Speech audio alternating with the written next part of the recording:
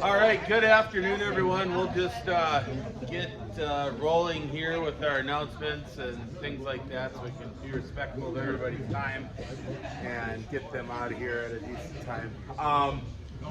First and foremost, we've got a guest this today, John Stark, our new city manager. Well, not, he's still pretty new, you know.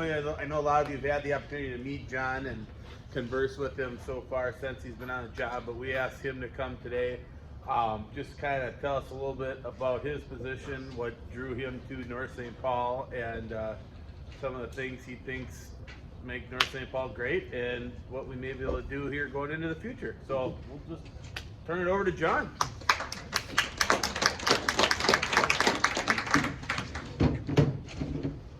Hello, so I'm not sure if I'm a guest because I'm a member. I pay dues. So.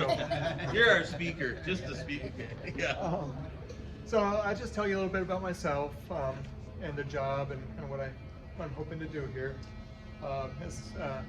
As you said, my name is John Stark. So I've been on the job as city manager here just for a couple of months. I started on January 3rd. And some of this actually, not to steal anybody's thunder, but our State of the City, the mayor's State of the City address is going to be on tomorrow night. It's going to be its gala premiere. So if you watch that, you might hear some of this repeated because I was able to join the mayor for part of that. I'll tell you a little bit about myself as a person and then kind of get into the professional stuff. I grew up in the Denver area. When I was 16, my dad got transferred to Kentucky. So that's where I ended up kind of going to high school, or finishing high school. I started in Colorado and then went to college there.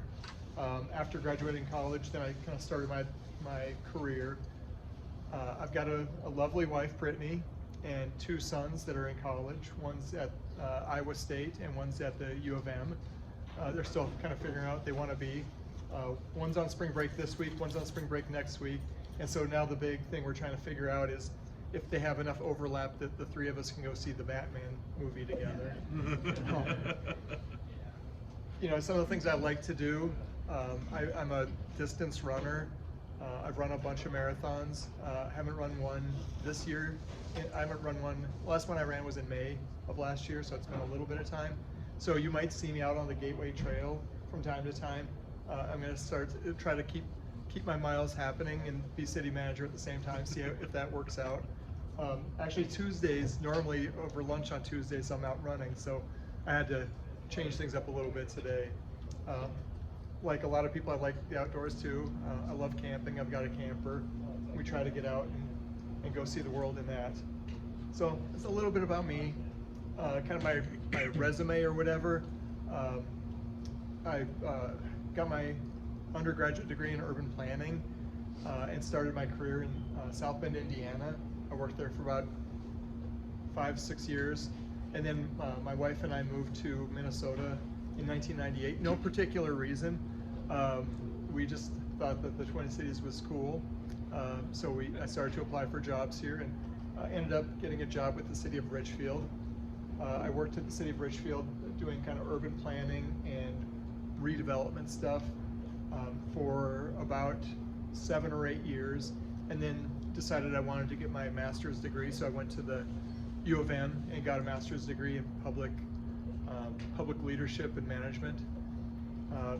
Then got hired at the city of Roseville as their community development director, kind of in charge of building inspections, planning and zoning, redevelopment, those kinds of things. I was only there for about a year when the city of Richfield called me up and they asked me if I would be willing to come back. So I went back to the city of Richfield and became their community development director. And I did that for about 13, 14 years up until December. In my time at Richfield, same kinds of things, planning and zoning, building inspections, housing, redevelopment. But over the years, I really kind of did develop a specialization in redevelopment, managing redevelopment projects, figuring out redevelopment financing has really been something I've specialized in. And Richfield had a good run of redevelopment going on, especially the last 10 years. So in the last 10 years, they had 18, and when I say redevelopment, what I mean is two things. One is it's not a greenfield site. It's not a site that was just always sitting there vacant. You know, it was already being used for something else, is thing one. Thing two is that the city was involved in some financial way. So there were other things going on that the city didn't have any like financial involvement in. So meeting those criteria, in the last 10 years, they had 18 commercial projects with 700,000 square feet of commercial space. That's a lot of commercial space. I figured out how many metrodomes that was once. I've forgotten the number, but it's a lot of football fields in 700,000 square feet. We had 12 residential projects in that 10 years with about 1,500 units. So about 150 new units per year. Richfield's about 3 times the size of North St. Paul, both in population and square footage. So, like I said, about 150 new units a year. And then the financial investment was pretty significant. It's hard to calculate that because 10 years ago, if a project was $50 million, it really would be a lot more than that today. So I just looked at the last 3 years, 2019, 20, and 21.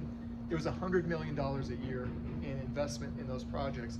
And what that means really, the way taxes work in Minnesota, you know, some of the things are fixed, like the property values. You know, Ramsey County will tell us what property values are. We don't have any control over that.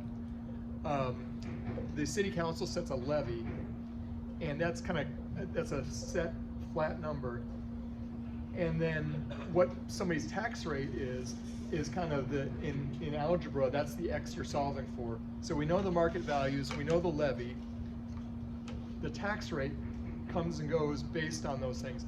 Well, when you add $100 million of property value a year, what you're really doing is driving down that tax rate. And so everybody else in the community, every other business, every other house resident is paying less taxes because of that. And that was something really important to Richfield. Richfield was a bedroom community originally. So that's my Richfield experience. How did I get here? Why did I apply for this job? Well, Richfield, their city manager, former city manager, had retired about 3 years ago. And my fellow department directors there, the police chief, the fire chief, finance person, public works, all those people came to me and they recommended that I apply for the job of city manager in Richfield. Ultimately, I did not get that job 3 years ago. But the fact that they had that confidence in me, that they'd asked me to do that, really started kind of making me look at my career differently. And as I watched the new city manager in Richfield, you know, it was kind of with this idea of, well, is that something I could do? And I did feel, you know, strongly, I felt confident that I could do that. There's certainly going to be a lot of learning. I've not been a city manager before, so there's going to be a big learning curve for me. So hopefully folks can be a little patient with that.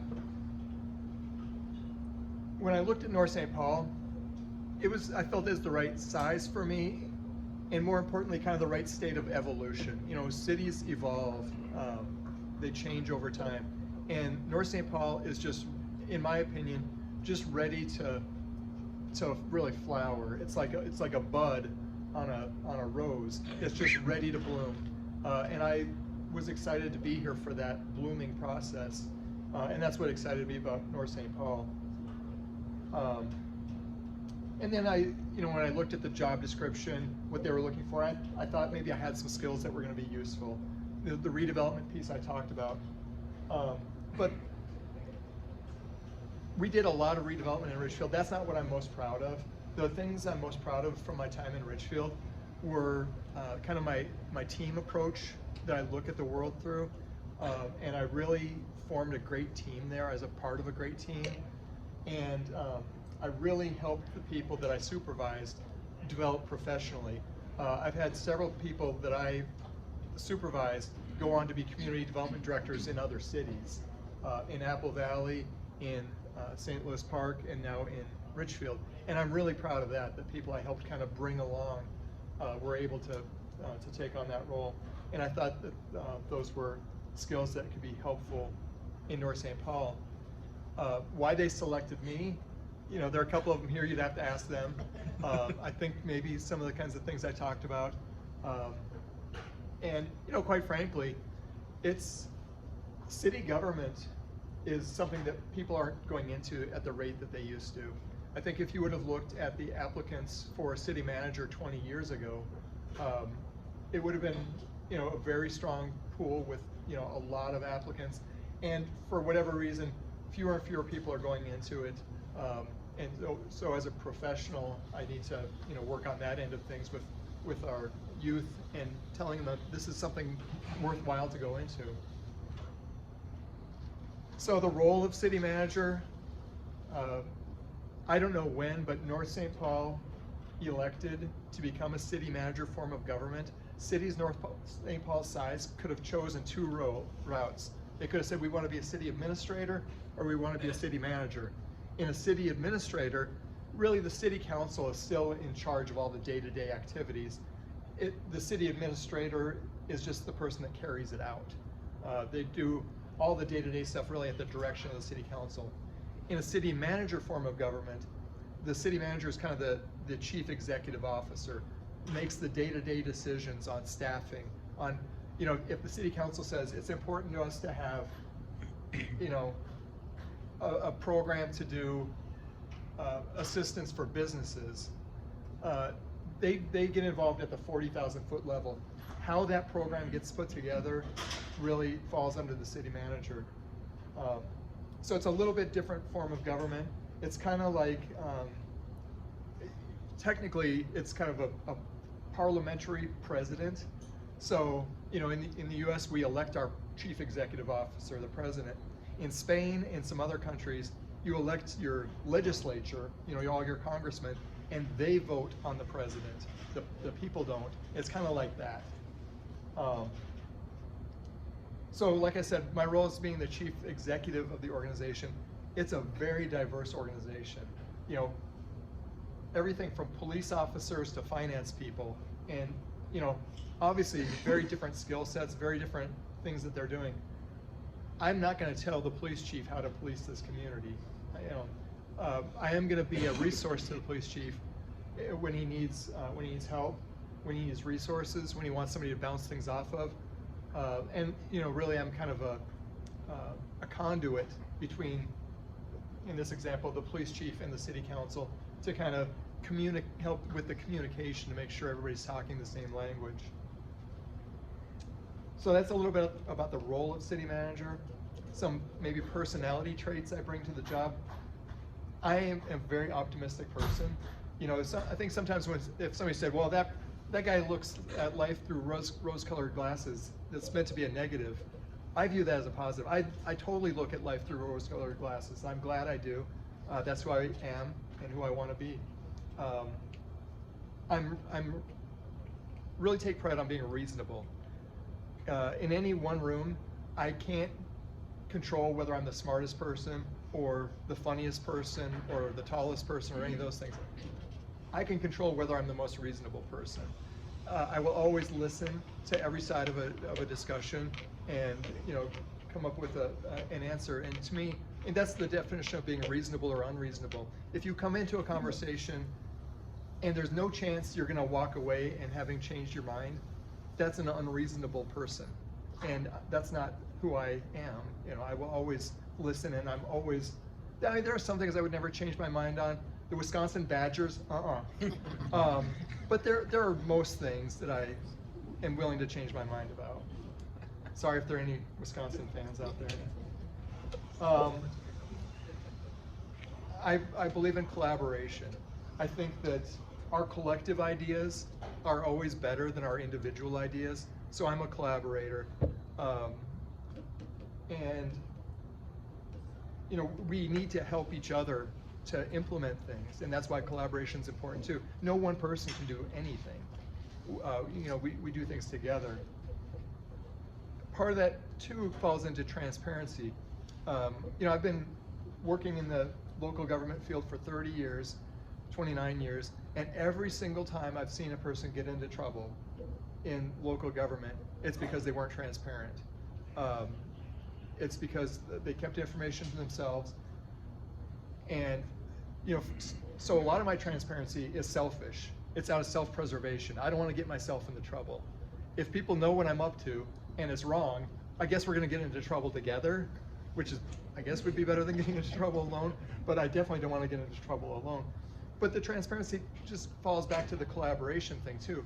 You can't collaborate and be transparent and not be transparent at the same time. They're contradictory. You know, you have to be open to be able to collaborate, and so that's something I believe in. My initial goals here, you know, like I said, I'm in like week 10, so I haven't accomplished anything thus far, really. But what I'd like to accomplish early on is 3 things: to get to know the community, so I'm working on that. I've talked to a lot of you. I'd like to, you know, really get to know the community, as many people as I can, to just get the flavor of what North St. Paul is all about. Where do you live? I live in Minneapolis. Yeah. On the other side of the river. Yeah. So, and I'm looking, we're entertaining the idea of moving. We really like our house. We've looked over the last 3 or 4 weeks, we've looked at about a dozen houses on this side of the river. And we every house we walk into, we're like, I kind of like our current house better. So I don't want to move, I don't want to settle. You know, I want to find something that I want to live in. But and we lucked out on where we live now, so that's not like a put down on the east side of the river. I'm sure we'll find something as we look. But I want to get to know the community. I want to stabilize the staff. So the staff at North St. Paul, there's been a lot of turnover. As you guys know, there was a lot of kind of turmoil last year with the city manager position. And just in the profession outside of North St. Paul, there's a lot of turnover in city government, period. So I'd like to bring some stability to city staff. I want to make sure that they feel valued. We want to retain the great staff people we have. So I'm trying to make sure we have ways of showing them that they're valued. And then I want to make sure our goals and our resources are aligned. So goals, a lot of that I'm going to learn when I talk to you. What are the goals I keep hearing over and over again? A lot of them are in documents. You know, we have a comprehensive plan. We have these other documents. We have a park plan. And so that tells me what some of the goals are. Our resources, really a lot of that's identified in 2 things. One is our budget, what we're spending our money on, and 2 is our staffing, what we're spending our time on.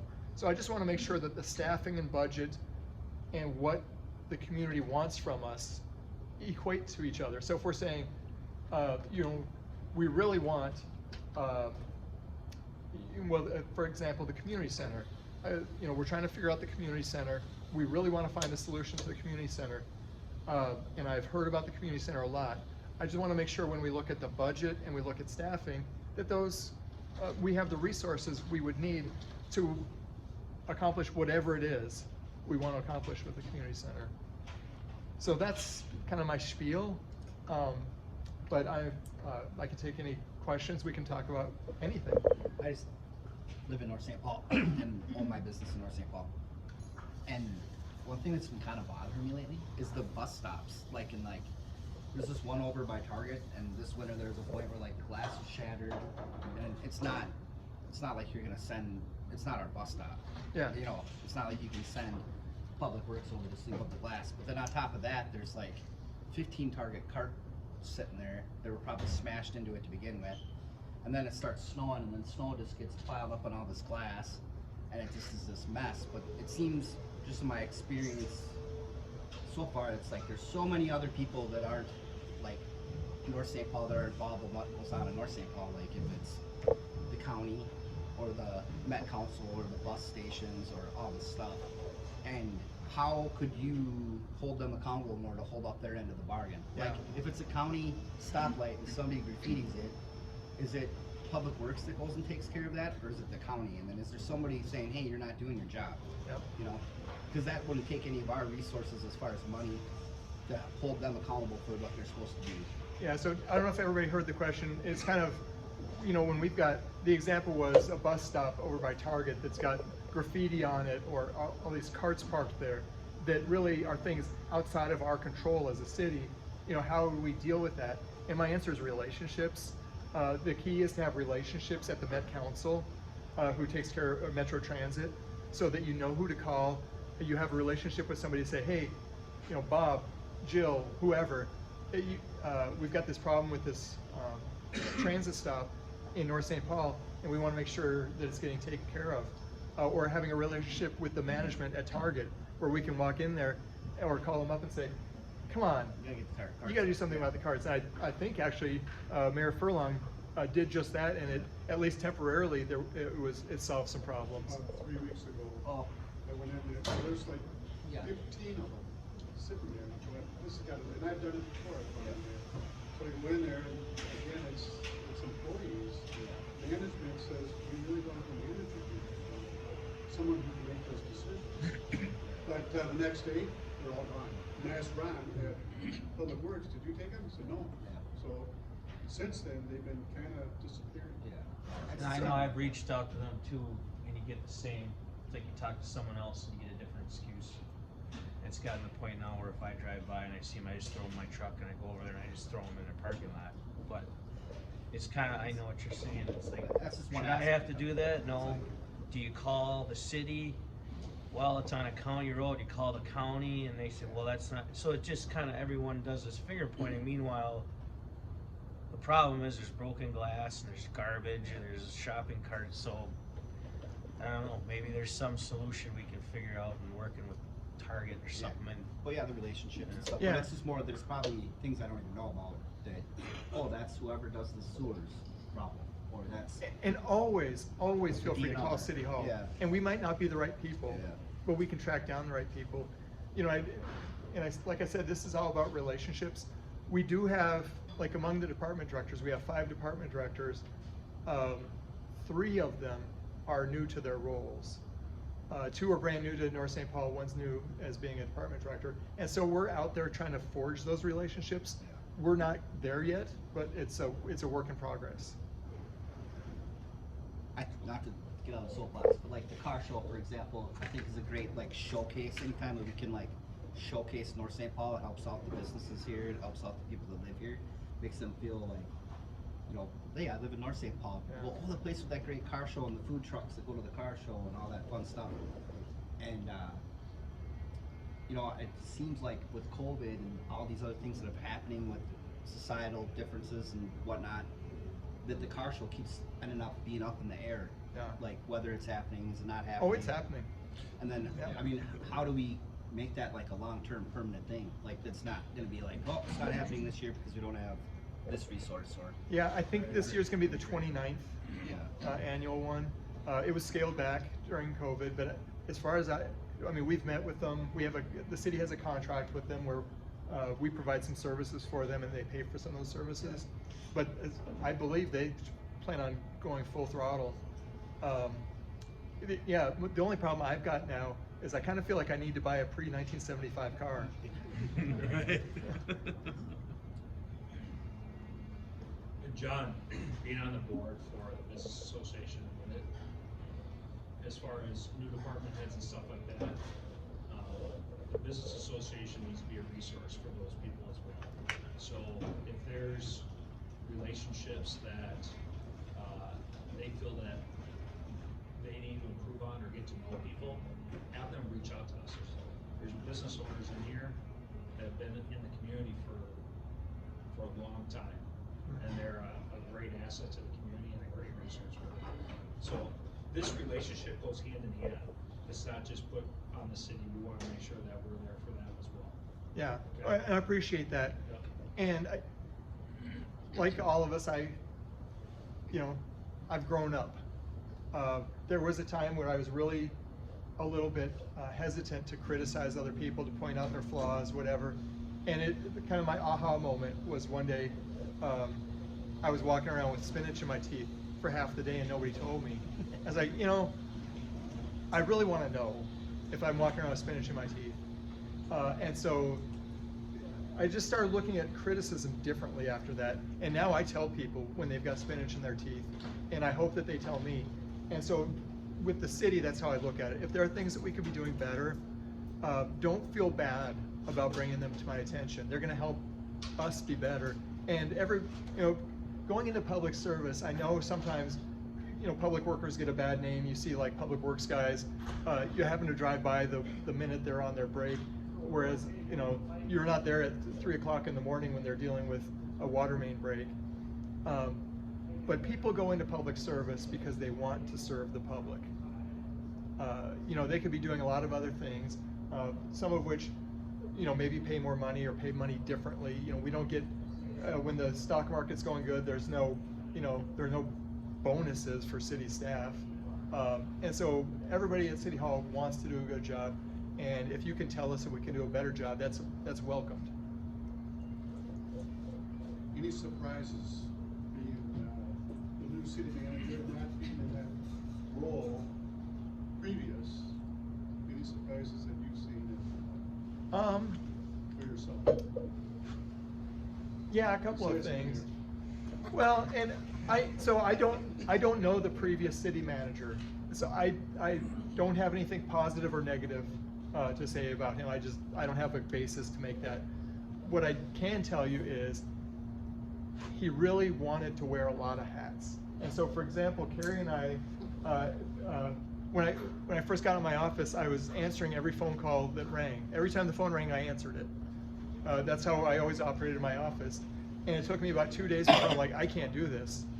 And over time, what we discovered was, originally I was getting 13 different phone numbers coming into my office, because that's how the former city manager wanted it. He wanted to be involved in everything. He wanted to be involved in, I don't want to be involved in everything. That's why there's a professional staff. That's why there's a fire chief, a police chief, because they're content experts. They'll let me know when they need me. So I'm a little surprised by kind of all the hats that historically maybe the city manager was wearing here.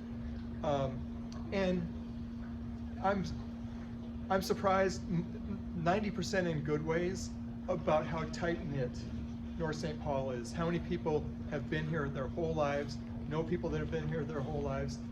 Like I said, that 90% is good. There are some aspects to that you know, for example, I want to make sure that it's a community that's welcoming to new people.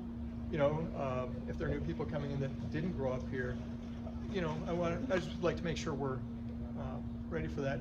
And then, you know, with COVID, I wouldn't say this is a surprise, but a lot of the things that cities did really went on hiatus, and you know, a lot of positions were eliminated or changed. And now the question is, as we're coming out of COVID, how are we going to look? What do we look like? It's a chance to kind of reinvent ourselves, which is exciting. So we're trying to figure that out.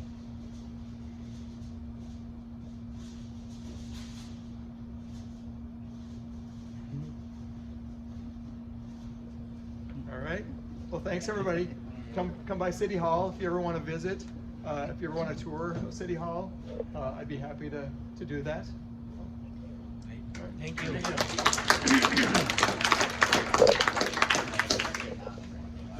Awesome, thanks, John.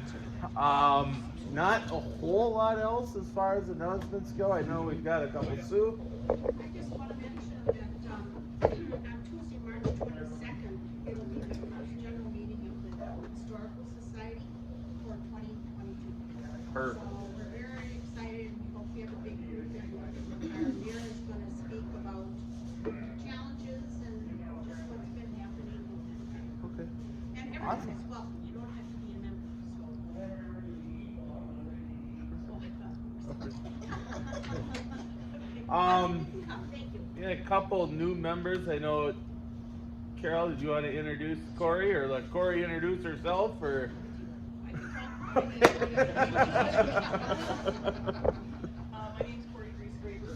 I'm part of Caring for Cats, so I'll be taking over Carol's executive director position probably around the May timeframe. I've been associated with the shelter for about 9 years, past president, done all the different things there. So, but I don't live in the area, but I'm looking forward to kind of spending more time around town and with everybody. Awesome. Well, thanks for coming. Susanna, do you have something you want to share? Yeah, I just wanted to wish my fellow female colleagues here a happy International Women's Day. Oh. Women in business, we hold a very special spot in every community, and also I know collectively we can send our thoughts and prayers to the women of Ukraine. So, that's all, thank you. Perfect. Awesome. Thank you. Anybody? Mayor, anything else? Wednesday night, we got the State of the City, going on live at 6 o'clock. And then, actually it's taped live, I would say. It's already been done, it's already been filmed. And then after the, State of the City, we'll open it up for questions, so you can call in and ask questions. Awesome. Very good.